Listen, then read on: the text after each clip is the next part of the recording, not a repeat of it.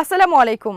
ইউক্রেনের যুদ্ধে ড্রোনের কার্যকারিতা যখন প্রতিদিনই নতুন করে প্রমাণিত হচ্ছে, ঠিক তখনই নিজেদের একমাত্র নিবেদিত ড্রোন অ্যাসল্ট ব্যাটালিয়ন বিলুপ্ত করার পথে হাঁটছে যুক্তরাষ্ট্রের সেনাবাহিনী।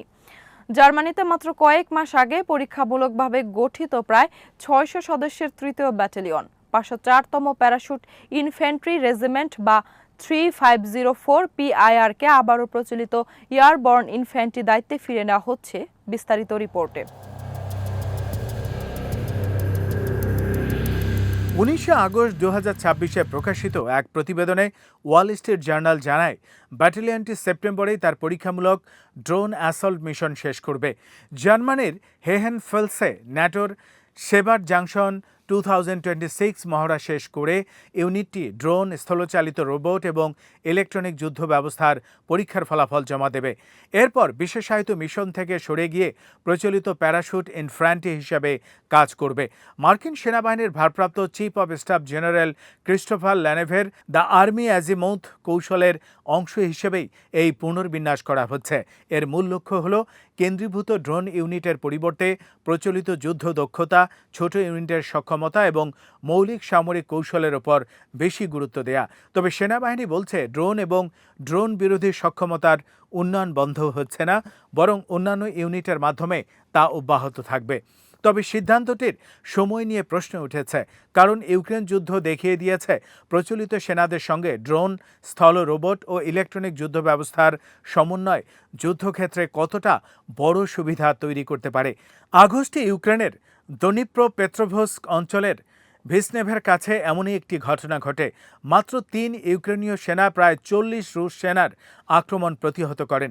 প্রায় ১৩ গুণ বেশি সংখ্যক শত্রুর বিরুদ্ধে প্রায় ৪৫ মিনিটের লড়াইয়ে ইউক্রেনীয়রা ছোট অস্ত্রের পাশাপাশি একটি নজরদারি ইউজিভি, একটি ভারী বোমা ড্রোন এবং এফপিভি ড্রোন ব্যবহার করে। শেষ পর্যন্ত ৩ ইউক্রেনীয় সেনাই অক্ষত থাকেন এবং অবস্থান ধরে রাখতে সক্ষম হন। ঘন কুয়াশার কারণে শুরুতে আকাশভিত্তিক নজরদারি কার্যত অকার্যকর হয়ে পড়েছিল। তখন একটি স্বচালিত রোবটকে সামনে পাঠানো হয়। মাটির কাছাকাছি থাকা ক্যামেরা তুলনামূলক পরিষ্কার ছবি সরবরাহ এবং কমান্ডারকে রুশ সেনাদের গতিবিধি সম্পর্কে তথ্য দেয়। পরে দৃশ্যমানতা বাড়লে এফপিভি ড্রোনগুলো আক্রমণে যোগ দেয়। অর্থাৎ একজন পদাতিক সেনার বদলে একই সময় একাধিক মানববিহীন ব্যবস্থা যুদ্ধক্ষেত্র পর্যবেক্ষণ, লক্ষ্য শনাক্ত এবং আঘাত হানার কাজ সম্পন্ন করে। এই ধরনের সমন্বিত যুদ্ধ ব্যবস্থা পরীক্ষার জন্যই 3504 PIR গঠন করা হয়েছিল। ইউনিটটির সদস্যরা এফপিভি ড্রোন, ইউজিভি, কৌশলগত ইলেকট্রনিক যুদ্ধ এবং গভীর নজরদারি সক্ষমতা নিয়ে পরীক্ষা চালান। এর আগে ইউরোপে মার্কিন সেনারা স্থানীয়ভাবে ড্রোন তৈরি ও পরিবর্তনের সক্ষমতা পরীক্ষা করেছিল। উদ্দেশ্য ছিল শত্রুর ইলেকট্রনিক জ্যামিং বা নতুন কৌশলের কারণে কোনো ড্রোন অকার্যকর হয়ে গেলে দ্রুত নকশা পরিবর্তন করে আবার যুদ্ধক্ষেত্রে পাঠানো। কারণ আধুনিক যুদ্ধে শুধু কতগুলো ড্রোন মজুত আছে সেটি যুদ্ধ ক্ষমতার প্রকৃত হিসেব নয়। একটি ড্রোনের ব্যাটারি, উপযোগী পেলোড, অপারেটর, যোগাযোগ ব্যবস্থা এবং ইলেকট্রনিক প্রতিরোধের বিরুদ্ধে কার্যকারিতা সবকিছুই গুরুত্বপূর্ণ। ইউক্রেনের যুদ্ধক্ষেত্রে ব্যবহৃত অনেক ছোট এফপিভি মাত্র কয়েক মিনিট আকাশে থাকতে পারে। জ্যামিং, ছোট অস্ত্রের গুলি, দুর্ঘটনা কিংবা প্রতিরোধী ড্রোন ব্যবস্থার কারণে বিপুল সংখ্যক ড্রোন দ্রুত হারিয়ে যায়। রাশিয়া ও ইউক্রেনও এই কারণে ড্রোন যুদ্ধকে আলাদা সাংগঠনিক সক্ষমতায় রূপ দিচ্ছে। ইউক্রেন ইতিমধ্যে পৃথক আনম্যান্ড সিস্টেম ফোর্সেস গঠন করেছে। রাশিয়াও ২০২৬ সালের শেষ নাগাদ প্রায় ৭৮,৮০০ সদস্যের একটি বিশেষায়িত মানববিহীন ব্যবস্থা বাহিনী গড়ে তোলার পরিকল্পনা করছে বলে প্রতিবেদনে উল্লেখ করা হয়েছে। এতে আলাদা ব্রিগেড, রেজিমেন্ট ও ব্যাটালিয়নের পাশাপাশি ভারী ইউএভি এবং ইউজিভি ইউনিট রাখার পরিকল্পনা রয়েছে। এই বাস্তবতার মধ্যেই মার্কিন সেনাবাহিনীর ড্রোন ব্যাটালিয়ন ভেঙে দেওয়া নতুন বিতর্ক তৈরি করেছে। সমালোচকদের আশঙ্কা, প্রায় ৬০০ সদস্যকে প্রচলিত পদাতিক দায়িত্বে ফিরিয়ে দিলে ড্রোন যুদ্ধের জন্য এক জায়গা থাকা পাইলট, গোয়েন্দা বিশ্লেষক, ইলেকট্রিক যুদ্ধ বিশেষজ্ঞ, প্রযুক্তিবিদ, রক্ষণাবেক্ষণকারী ও ড্রোন নির্মাতাদের সমন্বিত কাঠামোটি হারিয়ে যেতে পারে।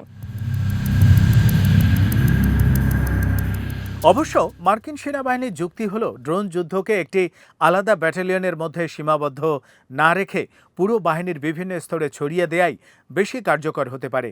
কিন্তু ইউক্রেনের অভিজ্ঞতা বলছে শুধু ড্রোন সরবরাহ করলেই হবে না, এগুলোর পরিচালনা, মেরামত, দ্রুত পরিবর্তন, গোয়েন্দা তথ্য বিশ্লেষণ এবং ইলেকট্রনিক যুদ্ধের সঙ্গে সমন্বয়ের জন্য বড় ধরনের জনবল ও অবকাঠামো দরকার।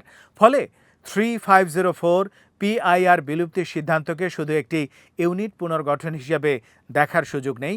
এটি ভবিষ্যৎ যুদ্ধের জন্য যুক্তরাষ্ট্রের কী ধরনের ড্রোন সাংগঠনিক কাঠামো বেছে নেবে তার একটি গুরুত্বপূর্ণ পরীক্ষা। ইউক্রেন ও রাশিয়া যখন ড্রোন যুদ্ধের জন্য আরও বড় ও বিশেষায়িত বাহিনী তৈরি করছে, তখন যুক্তরাষ্ট্র কেন্দ্রীভূত মডেল থেকে সরে এসে সক্ষমতাগুলো বিভিন্ন ইউনিটে ছড়িয়ে দিচ্ছে। এই কৌশল কতটা সফল হবে তার উত্তর মিলবে আগামী দিনের যুদ্ধক্ষেত্রেই।